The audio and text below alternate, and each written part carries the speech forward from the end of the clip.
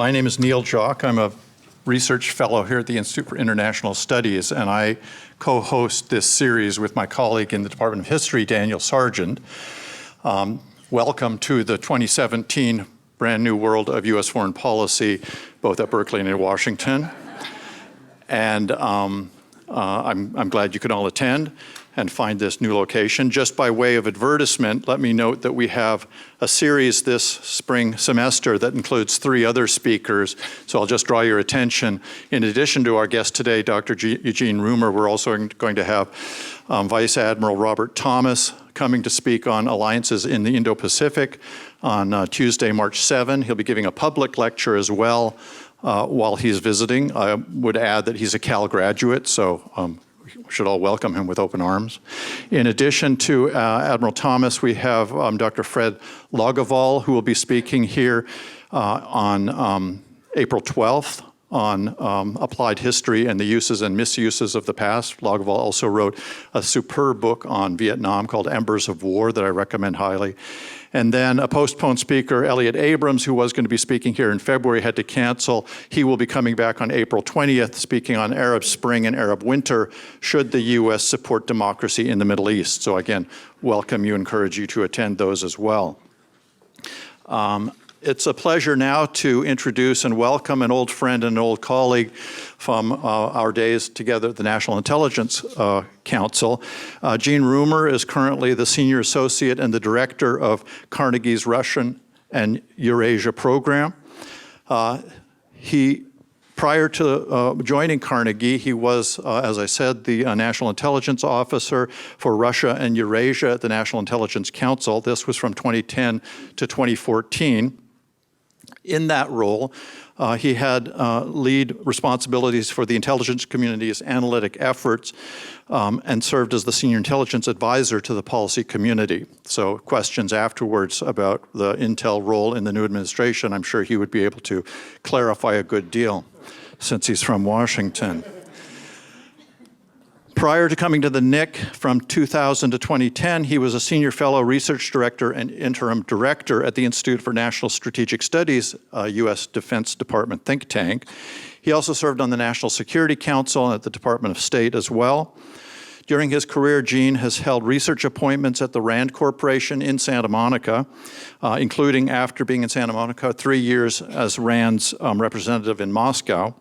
Gene was born in the Soviet Union and emigrated when he was a young man.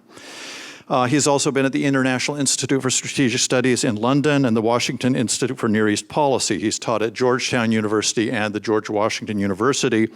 He's published widely, and I should draw to your attention a very timely article in the Current Foreign Affairs about that Gene wrote with 2 of his colleagues. The title is Trump and Russia, The Right Way to Manage Relations, a very pithy synopsis, you might say, but a very good analysis of the challenges facing the Trump administration.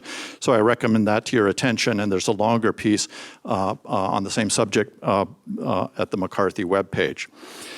Gene holds a PhD from MIT, a master's degree from Georgetown University, and a bachelor's from Boston University. So please give a warm Berkeley welcome to Gene Roomer.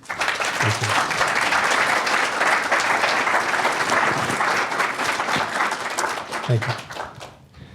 Well, thank you very much, Neil, for this exceedingly generous introduction. I think some people might think I can't hold down a job.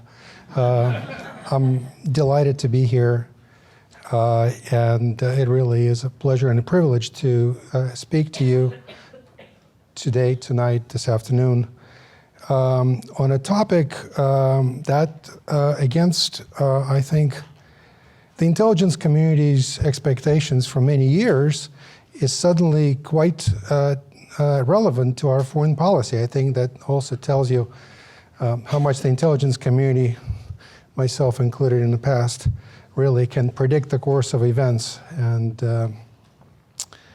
I think the saying when Neil and I were at the National Intelligence Council was that we cannot predict events, but we can explain with the benefit of hindsight why they were absolutely inevitable. There's a lot that I can explain why it was inevitable. I wish I'd known. But in fairness, the turn of events with Russia really is something that has caught all of us by surprise. It has emerged by some people's account as the top foreign policy priority for the new administration, for the Trump administration. I'm not afraid to pronounce President Trump's name. One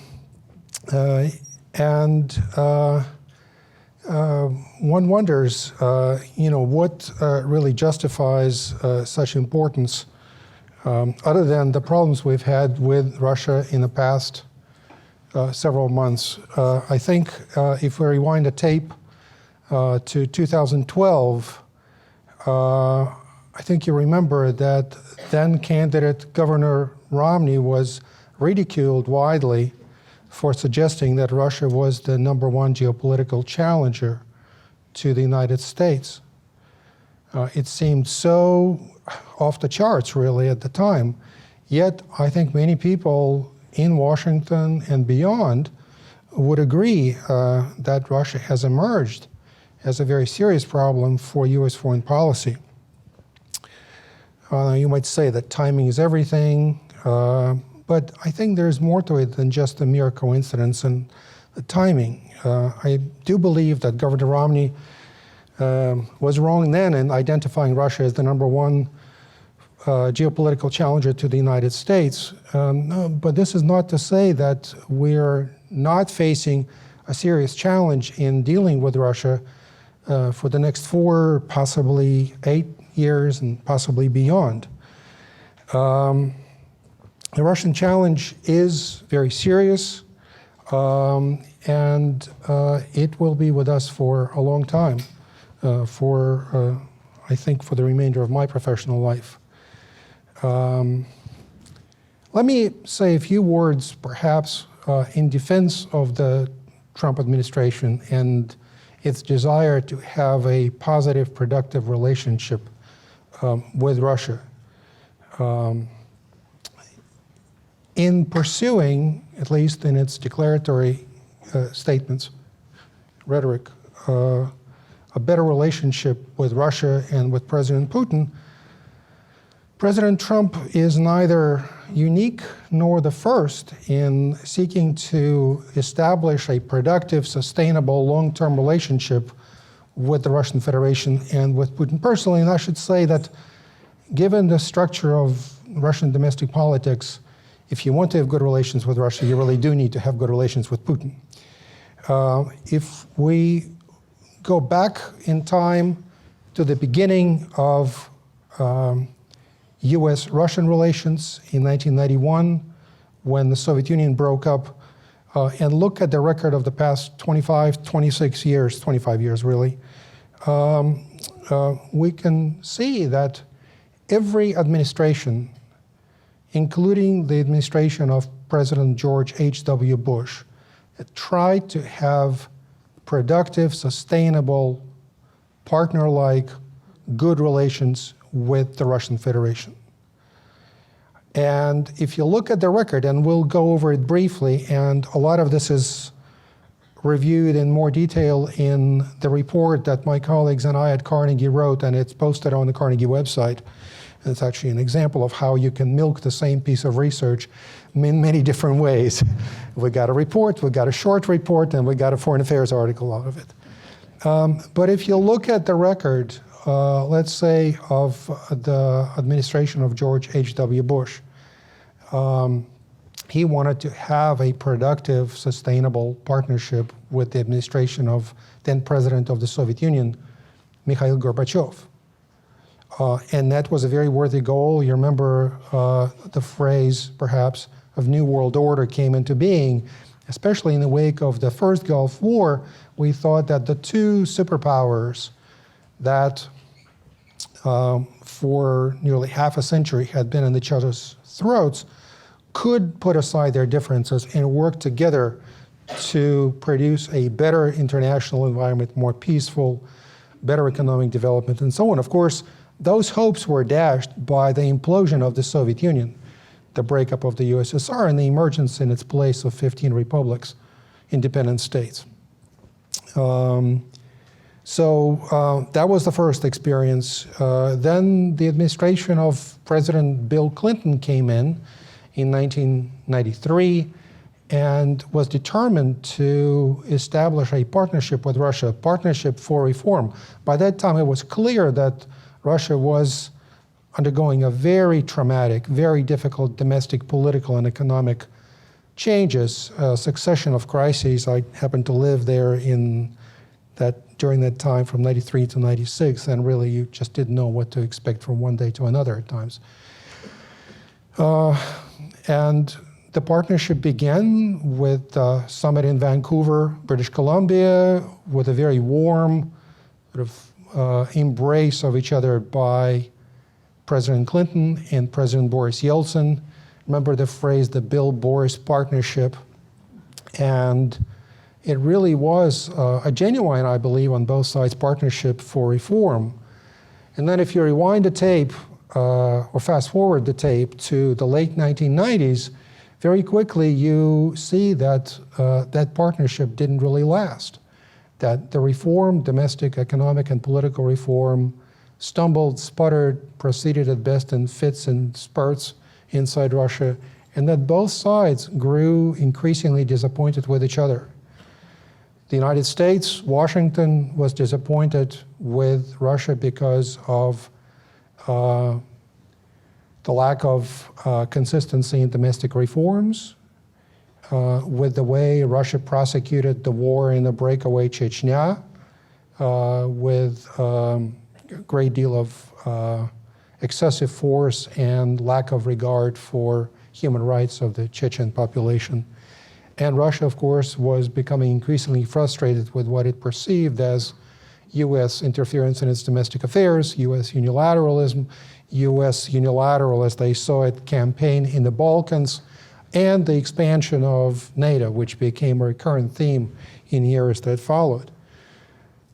Bottom line for the presidency of Bill Clinton was that in 2000, early 2001, it transitioned to the presidency of George W. Bush, leaving the relationship with Russia in its worst shape since the end of the Cold War. Now, the administration of George W. Bush wanted to build a productive relationship with Russia. We all remember that now infamous phrase about President Bush looking into Putin's eyes and seeing the soul, something in his soul. I think the criticism was unfair. Presidents, I suppose, are humans too, and they do get carried away at times with such emotions. But there was hope for a more productive relationship in joint efforts to combat terrorism after 9/11. There were hopes for an energy partnership, and the list goes on. Yet, that relationship sputtered too, stumbled on Mr. Putin's increasingly authoritarian domestic political pursuits, increasing consolidation of power in a small circle of people, the return of many KGB operatives to prominent positions inside the Kremlin and the Russian government, onslaught on free media, trials of political opponents, and so on. So the relationship gradually soured and reached the low point in 2008. And no, by the way, NATO enlargement, that too was a considerable point of disagreement in the bilateral relationship. So the low point was reached in 2008 when Russia provoked Georgia into sparking a conflict over the breakaway republic in the Caucasus, South Ossetia, and crushed the Georgian military. This was seen as a major blow to the bilateral relationship. And once again, the Bush administration, 43 this time, approached the end of its term in office with U.S.-Russian relations at this time yet a lower point, the lowest point again since the end of the Cold War. Then you transition to the administration of President Obama, who began on a rather hopeful note of rebuilding relations with Russia. Russia at that point had a new president, Dmitry Medvedev. There was hope for some changes internally.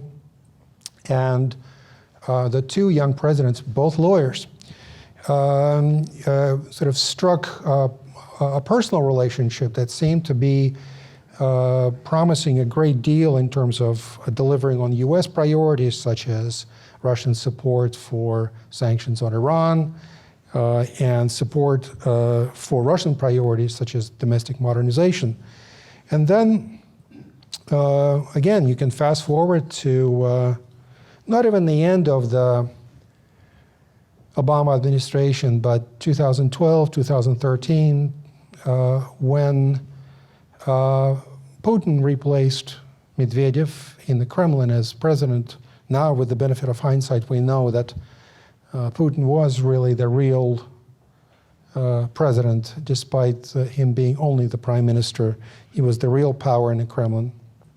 And the relationship gradually became very sour because of, once again, Putin's tendency to crack down on political opposition, to introduce new restrictions on domestic political parties, on NGOs, and so on, with the lowest point reached during the crisis in Ukraine in 2013 and 2014, when the United States, on the one hand, encouraged the revolution of dignity in Ukraine, and Russia opposed it. And to punish Ukraine for the revolution, Russia moved in, somewhat of an oversimplification, but I'll stick with it for the time being, moved in and occupied and annexed Crimea. And that was a major breaking point, not just in the bilateral relationship between the United States and Russia, but it was a major turning point in the evolution of European security. It really was a huge blow, not just to the post-Cold War security order in Europe, but to the entire post-World War II security order in Europe, because prior to that, no country had invaded another country and grabbed a piece of its territory and occupied it the way the Russian Federation did. And again, I'm fast forwarding here. If you look at sort of this record of 25 years, there's clearly more to these disagreements than perhaps personal dislikes, more than even Georgia and more than even Ukraine. It has to do much more with the fundamental worldviews that are driving the respective foreign policies of the Russian Federation and the United States. For the United States, it is a perennial problem of drawing a clear line between our values and our interests. And we've never been able to really separate. And in many ways, our values are our interests. They're really inseparable. And for Russia, the driving force behind its foreign policy is a very hard geopolitical 19th century style almost approach to foreign relations. In the view of many in Russia's national security establishment, I would say most, sort of the consensus there is that the world really is to be run by major powers. It's almost like European politics of the 19th century, when the great powers got together, decided the boundaries among the smaller states and their respective sphere of influence. And the smaller states were invited to sit in on these meetings, but really more like children who were there to be seen but not to be heard.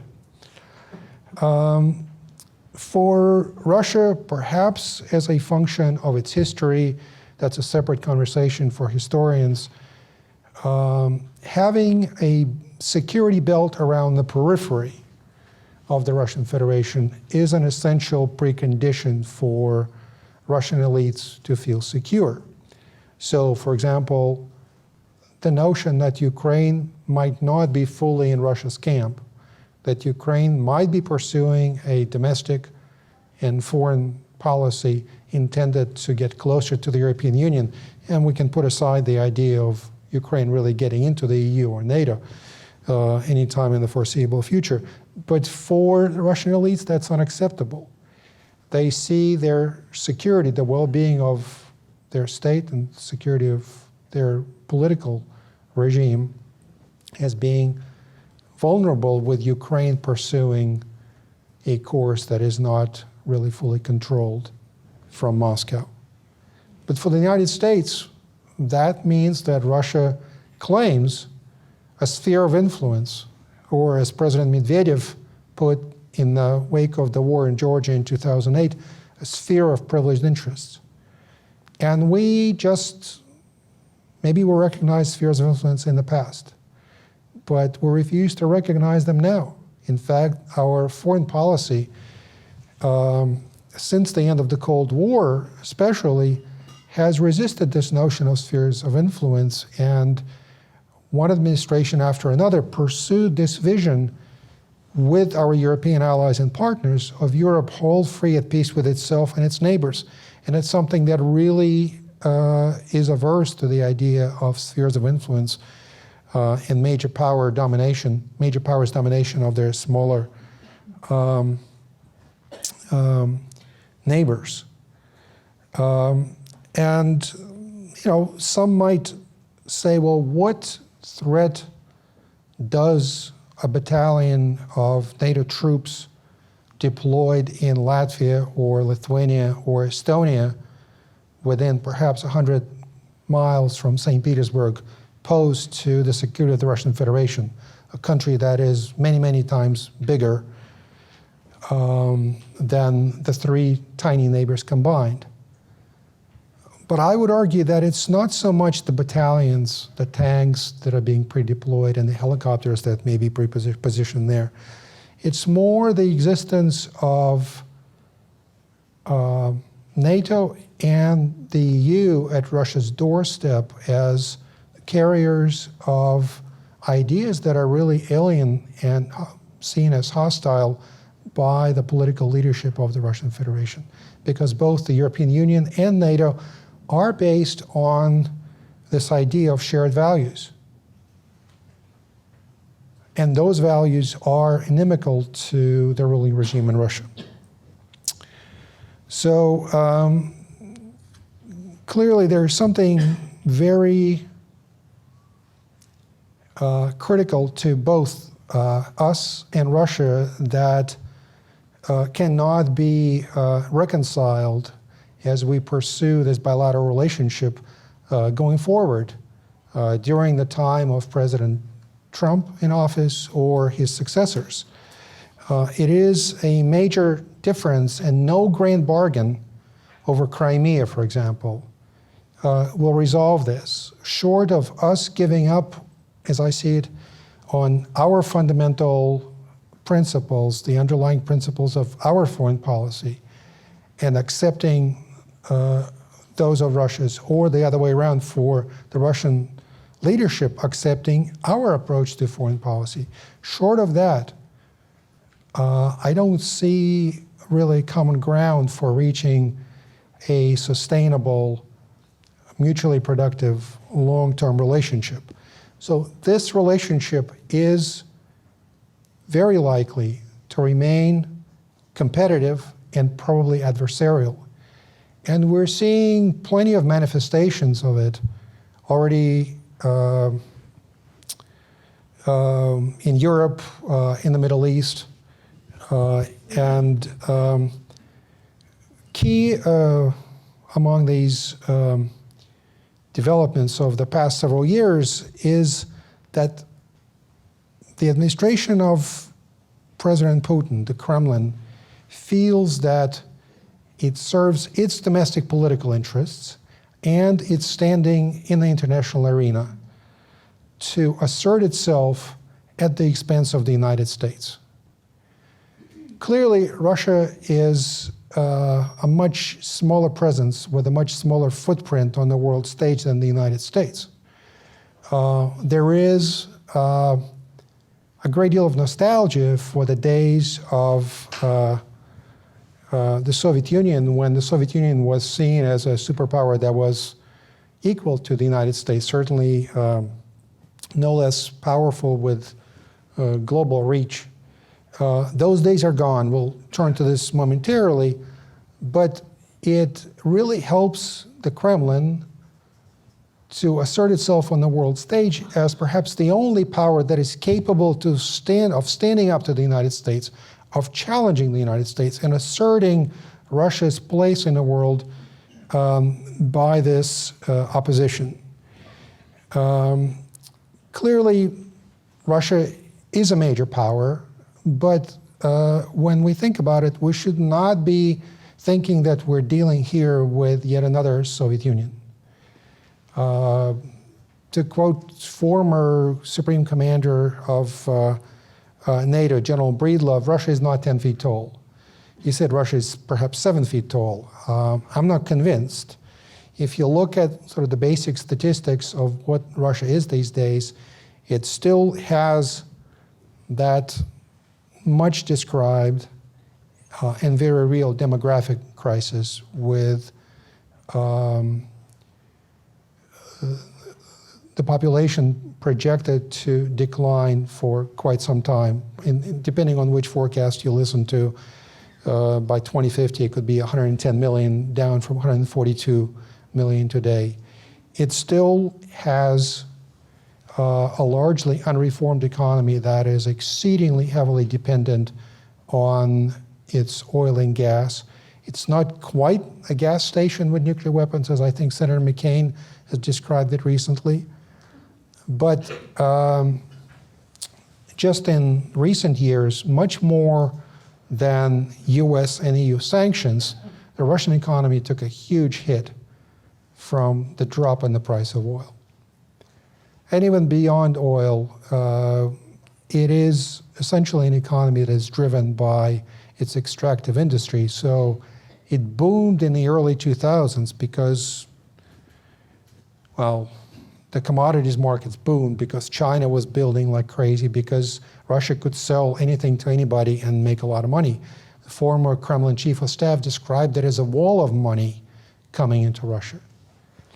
But with that, very little was done to really reform and diversify the Russian economy, and that is a condition that is likely to remain.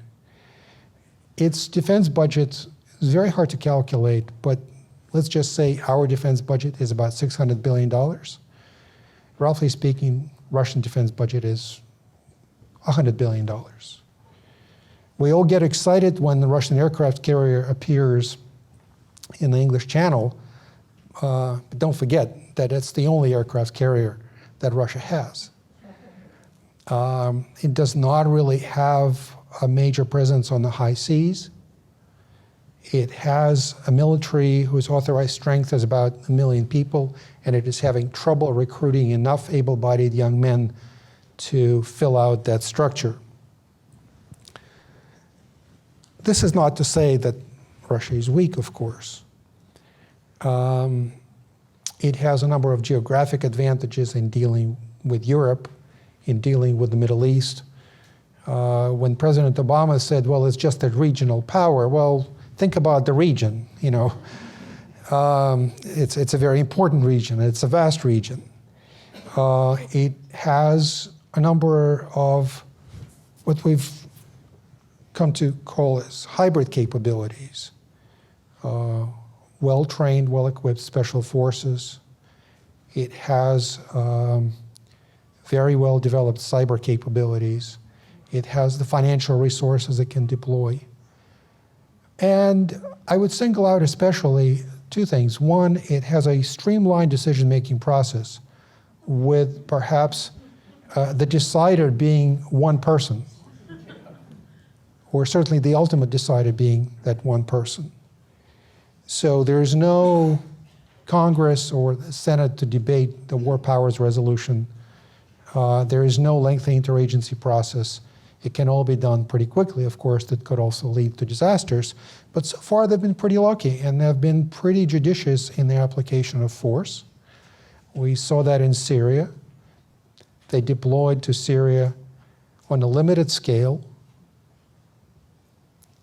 And relatively speaking, against fairly minor risks, because the United States, by the time Russia deployed its forces in late 2015, the United States had made pretty clear that it wasn't going to be involved in Syria with boots on the ground. It also, that's another important factor. Russian policymakers have no shame. Foreign Minister Lavrov can go on television and talk in Germany about the alleged assault on a Russian-German girl by Syrian immigrants, something that never happened, something that's been spread by Russian-financed, Russian-owned media outlets. And he's not embarrassed to repeat that. So a combination of those factors really makes Russia a pretty formidable adversary that has made it its sort of pastime, its profession to assert itself at the expense of the United States. And we can count on this behavior continuing for the foreseeable future. For how long? Well, I would say certainly for as long as Mr. Putin remains in the Kremlin. His third, depending on how you count, second first or third term in office, which is now 6 years, ends in 2018. And every expectation is that he will run again in 2018 and will be reelected for another 6-year term, so that's 2024. So if President Trump is reelected again, or rather is reelected, then both will serve out in the Kremlin and in the White House, respectively, until 2024. And it's entirely possible that Mr. Putin will find another constitutional dodge or some formula for staying in power. In fact, I think he is very, very likely to remain in office until the day he dies, which is both his strength but also the weakness of that system, because when a leader like that goes, who knows what comes in its place. So this really points to a very challenging relationship, perhaps not the biggest geopolitical challenge that the United States is facing, but certainly a formidable challenge. And it's going to be a challenge across the board. We are seeing already now that Russia is projecting its influence in Europe in a way we haven't seen since the INF campaign of the early 1980s, with much more creativity and boldness, I would say, using the cyber domain very effectively, looking to undermine likely opponents of pro-Russian candidates in elections in France this year, in Germany, probably in the Netherlands. We can expect to see Russia as a military presence in the Middle East in a way we haven't seen since the crises of the 1970s, perhaps, with the presence in Syria now firmly established, and Russia looking to sink its teeth or get a foothold in Libya, courting Egypt, looking to establish a new relationship with Iraq, or as they see it, reestablished, because they had a very productive relationship for many years with the regime of Saddam Hussein, and even with Turkey. So whether we're looking to shore up our political relationships in the region. Oh, by the way, one very interesting development since the end of the Cold War is that I didn't do it, is that Russia and Israel now have a very close and very friendly relations. 1 in 6 Israelis, I believe, roughly speaking, comes from some former Russian Soviet republic. And the personal relationship between Putin and Netanyahu is apparently very good and very close. So Russia is a presence in the Middle East in a way that we haven't seen in a long, long time. In Europe, they will continue to undermine the cohesion, the ability to function of the European Union. Much easier to deal with individual states. I think the bet in Ukraine will be that Ukraine will become effectively a dysfunctional state, that Ukrainian reforms will fail. This will create an environment for Russia, for the Russian leadership, that will be much more benign, much less hostile as they see it. We can forget about sanctions, we can forget about NATO expansion, we can forget about the vision of Europe whole, free, at peace with itself and its neighbors. So there is no clear answer, I think, as to what needs to be done to counter Russian influence. A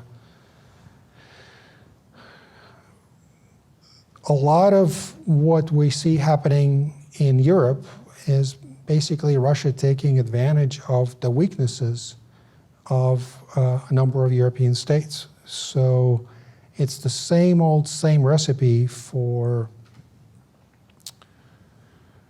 shoring up the rule of law, for acting on EU legislation, regulations for doing business, EU regulations that prevent Russia from establishing its monopoly, for example, in energy markets. That's a very important dimension. Very important, again, I am going to sound like a recast Cold Warrior, but making clear to Russia that all members of the North Atlantic Alliance are equal and that we stand by them, and that an attack on one is an attack on all is essential.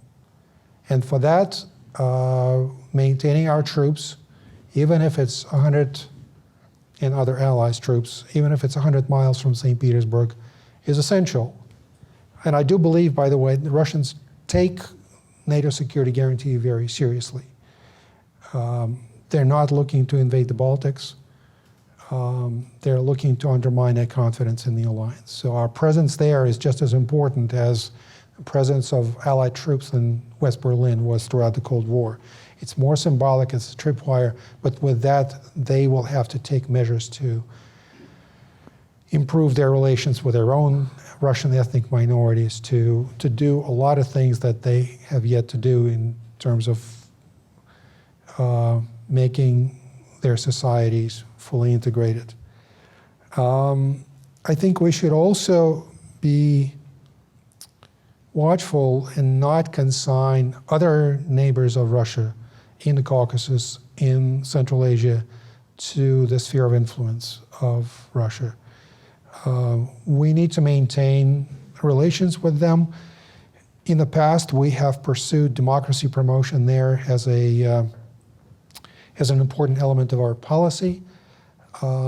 My preference would be to recast it in somewhat different terms and maintain political relations with them, and to the extent that they can handle security relations with them, but let them be in a position to determine of how much of this relationship they want with us. So make our security relations, our political relations with them a matter of demand rather than supply. And I can't really, stress enough that this is a relationship that is unlikely, highly unlikely to produce a breakthrough, that the challenge here really is to manage it.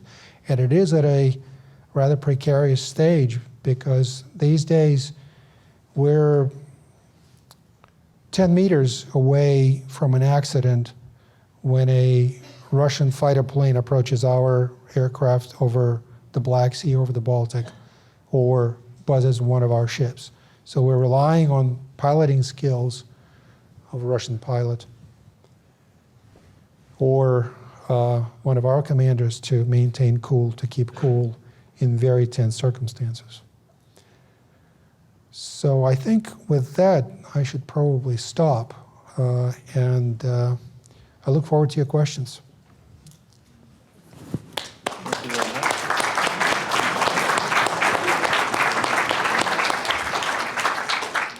Thank you very much, Gene. As you plan your questions, let me just add a quick note. Our co-sponsor tonight is the Institute for Slavic, East European, and Eurasian Studies at Berkeley, and they are hosting a seminar tomorrow on the Ukraine. I think it's at 4 o'clock, but I can be corrected if Ned Walker, if I have that wrong, at 4 o'clock, there you are, in the Moses Hall, room 223. So if you want to learn more about Ukraine, tomorrow's the time to do that. So I'm going to take questions from the slips you were given as you came in, and please assemble more of them, and we'll try and offer a range of thoughts to Gene Rumer. So let me begin with the first one, and I'm at that age where glasses are a requirement. It's not just decoration. I will also give as much time as possible, but we're going to shoot for a break by about 6:30, and we'll have a small reception. So if your question isn't addressed in this session, you can present it directly to Gene, and we'll have a chance to converse a little bit more at the back of the room when we conclude. So let me just read this first one. Director of Lansing of Voice of America reported last week that his budget is $750 million, but the RT has 10 times that amount. That is, the Russian television has 10 times the amount that Voice of America does. What does Russia today achieve that we perhaps are not achieving by our limited support for Voice of America? Well, I think this is one of the most difficult challenges facing us. Russia today perhaps does not achieve a whole lot in major metropolitan markets like this one, where there are sophisticated audiences and a lot of people who can understand the difference between propaganda and outright falsehoods that are being presented on Russia Today, or severe bias, and true facts, not alternative facts. But I think they achieve their purpose by kind of inserting these falsehoods into the media stream, and they propagate. It's very difficult to measure the effectiveness of that propaganda, but I don't know of studies that have really done so rigorously. But sort of purely, non-scientific view is that they confuse as they see the adversary. They force, for example, the European Union to address these falsehoods. And it's almost like playing whack-a-mole. You declare something to be false, you establish falsehoods, and yet it pops up somewhere else. And in not just, perhaps not at Berkeley, but in less educated audiences, a lot of these falsehoods, take on a life of their own. There's a story, I believe, in the New York Times today about a cell established by the European Union to combat Russian propaganda and disinformation. The voice of, VOA has a completely different modus operandi. It is a news service. It's not a disinformation service. It's not a propaganda outlet.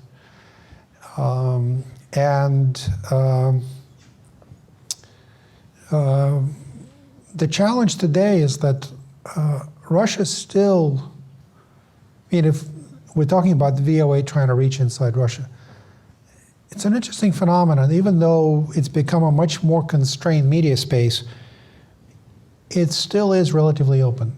And if you're a Russian citizen and if you want to read what the VOA puts up on its website, it's possible. I don't believe that those are, it's not like China, it's not like North Korea. You can have access to many alternative sources of information, but Russian media, Russian state-controlled, Russian state-owned media has become really quite good.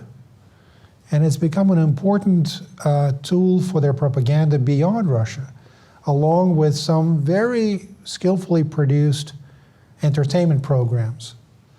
So in the territories of the former Soviet Union, Russian TV is king because nobody else has the financial resources to produce a stream of pure entertainment that these publics really enjoy. And then, once you're tuned in, you can also watch Russian news. You can also watch RT. So it's something that is very difficult for us to replicate. And we've really struggled since the end of the Cold War to do that. I don't have a good answer to that. I wonder if you could comment on, Yeah, it's working. I wonder if you could supplement that and talk about this whole issue of fake news in the United States. Certainly, Voice of America is not producing fake news as much as near as we can tell. Is RT producing fake news, and is there an equivalent sort of center for the production of fake news in the private sector in Russia as there is in the United States?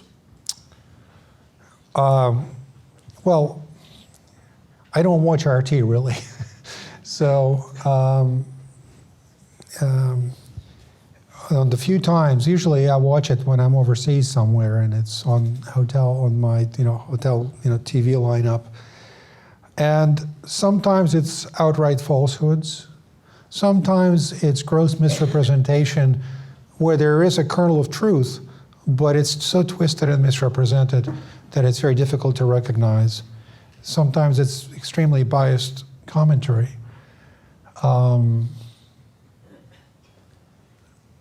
There is a public-private partnership inside Russia to generate fake news, to generate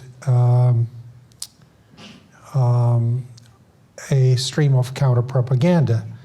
You may have heard about Russian trolls who harass people on the internet, who comment on articles that are not favorable to Russia, the Russian government. We have seen, I urge you to look at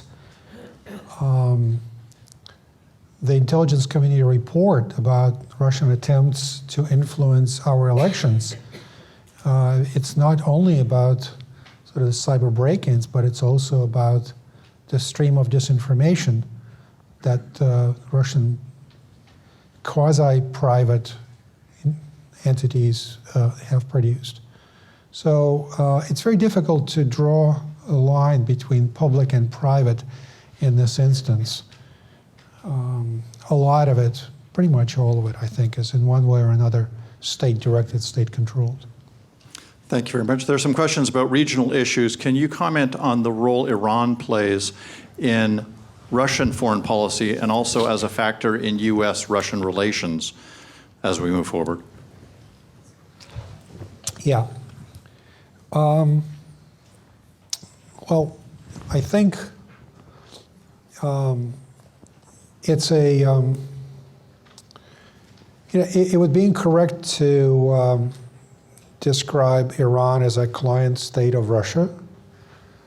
I'm not an expert on Iran, but from sort of watching the development of their relations, it's pretty clear that the two have mutual interests in maintaining productive and reasonably close elections, which is not to say there aren't major hiccups, occasional hiccups, as was the case when Iran briefly allowed Russian planes to stage from one of its air bases, and the Russians sort of did a victory lap and said, well, we now own a piece of real estate in Iran, we can launch from Iran. And the Iranians quickly expelled them, and the Russians couldn't really do anything about it. For Russia, it's an important partner in the Middle East. Going back to the days when Russia didn't have the ability to project its influence in the Middle East, it was a mutually productive relationship because it was a market for Russian nuclear exports. The long saga of the Bushehr nuclear plant for Russian industry exports, not a whole lot, but they were, especially back then, happy to sell what they could, where they could. And for Iran, it was a very important relationship because it did not have many partners in the international arena, and having a patron protector in the Security Council who could block moves by the United States to isolate Iran further, to impose international sanctions, that's something that was very important for the Iranian government. They share a set of common objectives in Syria, although not necessarily identical, but enough to really sustain the Assad regime and to oppose U.S. efforts earlier to get rid of Assad.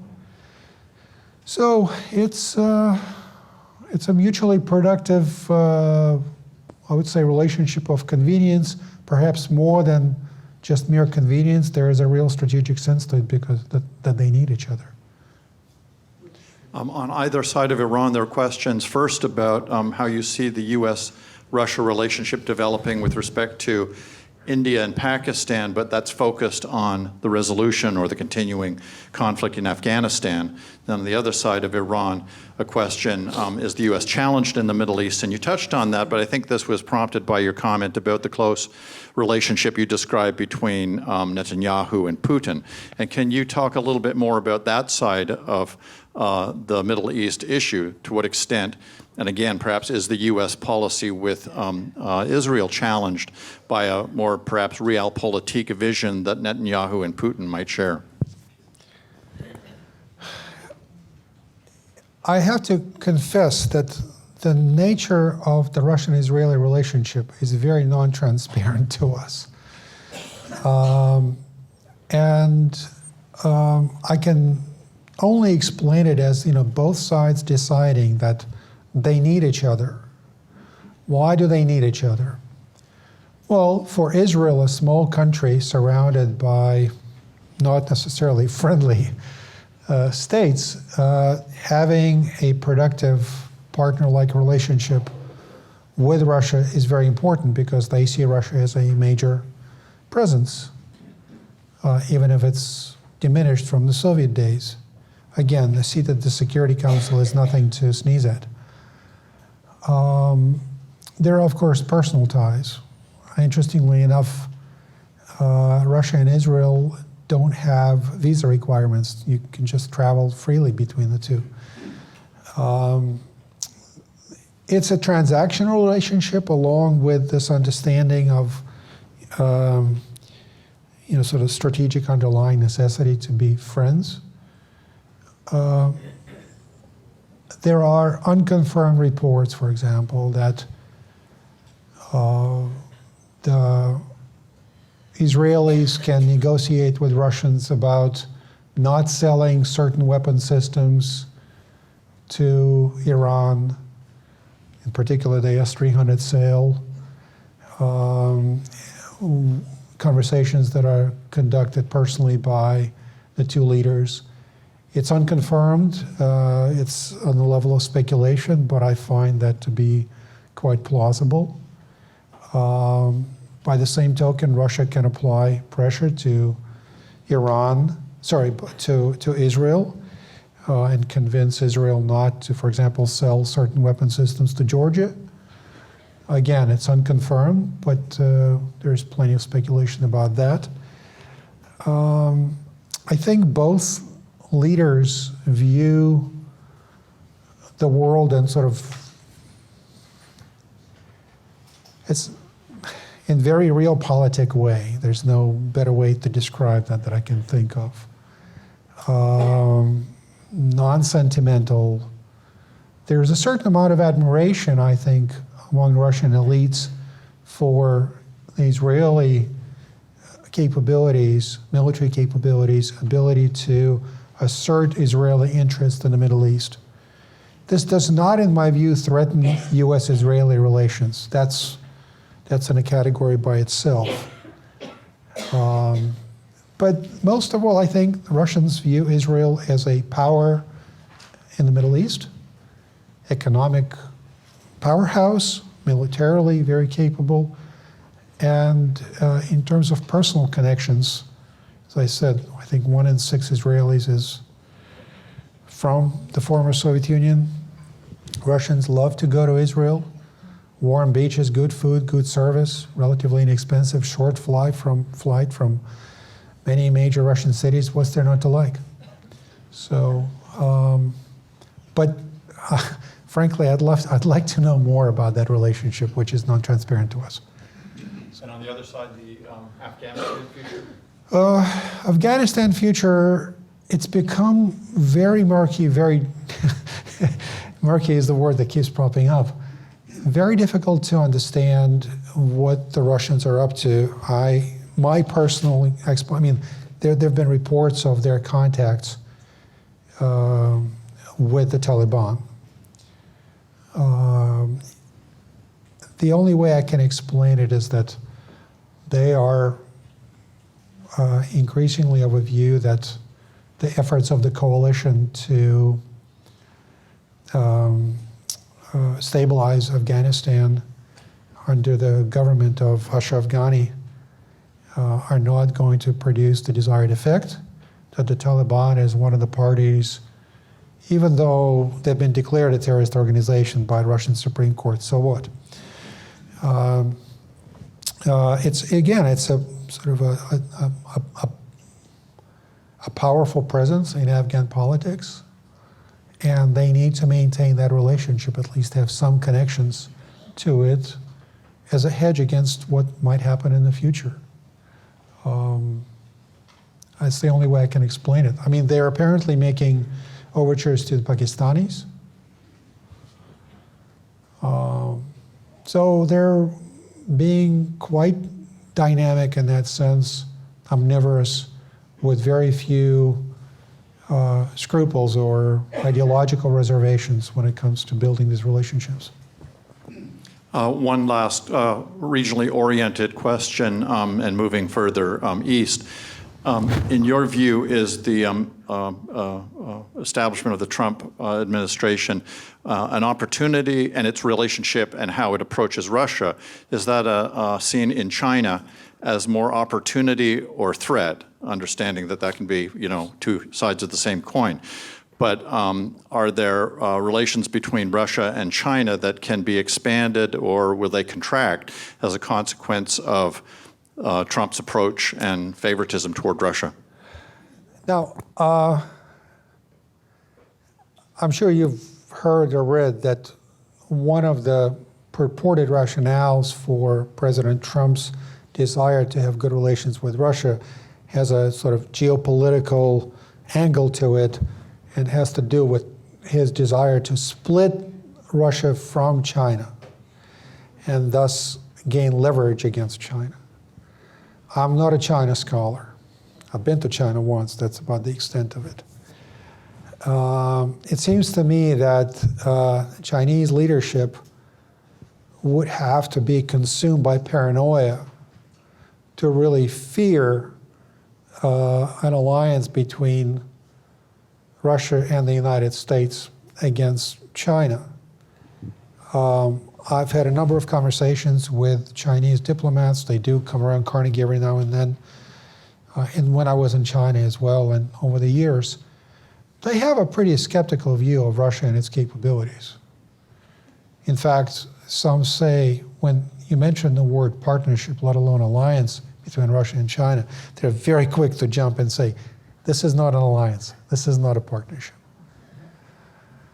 There are definitely strategic qualities to it. It's a relationship that is mutually productive. It's a win-win. But the Chinese, I think, are perfectly aware of Russian capabilities relative to their own capabilities. You might say that together Russia and China are 1.5 billion people. Well, the Russian economy is about $1.4 trillion. It's less than 1/10 of that of the United States, about 1/7, 1/8, whatever, of that of China. I think that anyone who thinks that they can split Russia from China is naive. We don't do these kinds of geopolitical maneuvers well. For the Russians, for the Russian elite, the relationship with China, they understand the challenge that China poses. They understand the disparity between the two countries' capabilities. There's no question about it. But frankly, what choice do they have? I mean, look at China, look at Russia. They have to have good relations, and they have to have good relations absent internal changes inside Russia that would make the Russian economy more dynamic, more competitive on the world stage, make the Russian military more capable. Absent that, that's the relationship that they're locked into. And I think it's here to stay because, frankly, it suits the Kremlin and it suits Beijing. For the Kremlin, it is a very convenient status quo without domestic political changes that could be quite disruptive, very disruptive to Russia domestically. And for China, it's okay. Russia is not a problem. If I'm allowed a bit of self-promotion, then I would recommend you to take a look at a report that we published about a year ago. It's available on the Carnegie website about U.S. policy towards Central Asia, and also the writings of my colleague, Paul Stronsky, on Central Asia. In the past 25, or actually less than 25 years, 15 years, China has basically replaced Russia in Central Asia as the economic dynamo. And Russians are okay with it.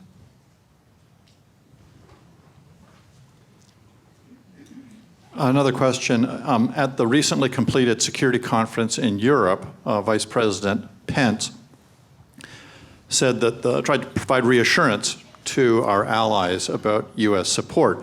But at the same time, and he said that Russia will be held to account, but he said at the same time, President Trump has visions for common ground between the United States and Russia. He didn't comment on what that common ground might be. Would you care to speculate about what the common ground might be? Well, one was that supposedly, frankly, when we talk about the Trump administration foreign policy, we're reduced to speculation because it has not really been articulated. So I think we have to be fair to the administration and say that, we're going on very thin, on very small amount of evidence. So, but, perhaps one sort of pillar of that future partnership is the relationship with Russia to balance China. Well, good luck to us with that, as I just said. That's not likely to happen. In the Middle East, if the priority is to fight ISIS, then the record is not particularly encouraging because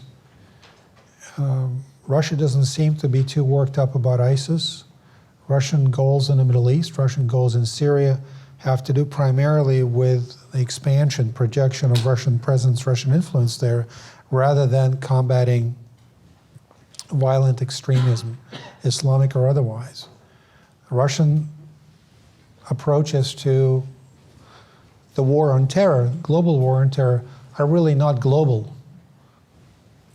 They're focused primarily, almost exclusively, on their own problem in the North Caucasus, and they've never really stepped up efforts to engage with us on a more global scale. And it's the point that others have made, and I don't mind repeating, that through the campaign that Russia has conducted in Syria, it has probably generated more support for ISIS and generated more radicalization among Sunni populations. So it's hardly a partner in the present circumstances. You made reference to the famous comment from President Bush about having looked into Putin's eyes and seen his soul, and assuming that he didn't mean the sole of his feet because there was nothing in there. Do you think that Trump will be outplayed by Putin? What do you think Putin sees when he looks into Trump's eyes?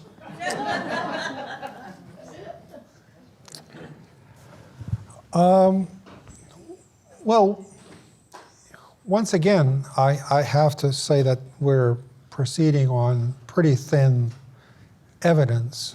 But, and let me just say that perhaps we shouldn't underestimate President Trump, because after all, he is where he is against, in a field of how many? There were 16, 17 candidates to begin with. Against in the national election against Mrs. Clinton, who was deemed to be unbeatable. So I hope we're all surprised. Let's put it this way.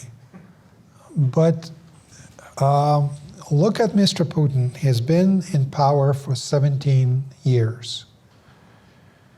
He has been at the top of a country that he inherited in a pretty sorry condition. He has consolidated his political power. However whatever you attribute Russian economic revival to, whether it's the price of oil or whatever, but it happened on his watch. And he definitely, from sort of what we know from his public appearances and from the set of policies that he's pursued, has an appreciation for solid economic foundations. After all, he allowed his economic team, which by the way is quite capable and quite liberal, to devalue Russian currency by 50%. And he's backed his economic team politically throughout these very difficult last few years. So he's operated at that level on the world stage for a long time. He does not allow himself excesses publicly. I'm sure he doesn't have a lot of appreciation for free media, but he does not allow himself to call media the enemy of the people. So I think we have a formidable adversary, a very capable adversary in Mr. Putin, and I'd prepare for the first meeting that they will have, seriously. One more question, and then we'll adjourn for appetizers and snacks at the back of the room, and you can ask further questions and talk among yourselves as you wish. A question concerning the so-called portfolio, the leaked portfolio. Does this sound real or plausible to you, and where will it go? The 35-page dossier about the allegations about Trump, is that, I assume that's what it is? Yeah.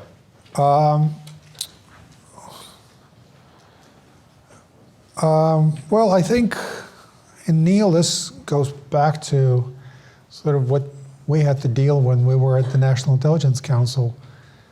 It falls in a category of human, and without sort of seeing the context, other corroborating sources, it's very difficult to ascertain how much of it is true, if any. when I read it, I thought that there was definitely something to it. There have been reports since then. Certainly, what's more important even is that the allegations were seen as sufficiently serious that our senior-most leaders in the intelligence community felt it was important to brief then President Obama and President-elect Trump on these allegations. So never mind what I think, it's what they thought. And there's a lot there, 35 pages worth. Some of this may be wrong and made up. Some of this may be true. Just because something is not true doesn't mean that the other parts of it are wrong. So when I read it, bottom line, I certainly thought this is something that I would definitely pursue if it landed on my desk and look for corroborating evidence. And by the way, about a week or 10 days ago, CNN had a story that, again, attributed to unnamed intelligence sources, but CNN is a credible organization, even though it's failing. And apparently, the intelligence community has come up with corroborating evidence for some of the claims made in that dossier. That report is available on, that story was available on the CNN website, I believe. So I think there's something to it. Well, my apologies for putting you on the spot as a fellow intelligence officer, but thank you all for attending. Thank you for coming all this way. And please join us for conversation in the back of the room. Thank you.